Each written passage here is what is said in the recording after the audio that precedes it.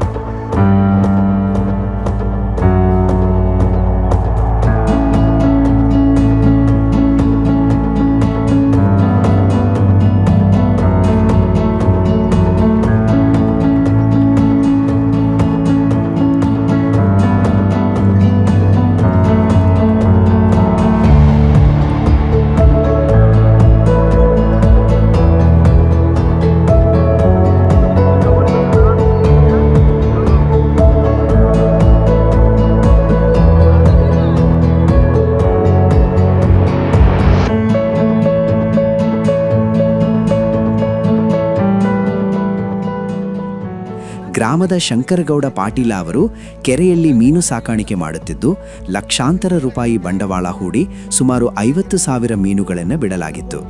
ಆದರೆ ಕಳೆದ ಕೆಲ ದಿನಗಳಿಂದ ತೀವ್ರ ಬಿಸಿಲಿನ ಹೊಡೆತಕ್ಕೆ ಕೆರೆಯ ನೀರು ಬಹುತೇಕ ಬತ್ತಿ ಹೋಗಿದೆ.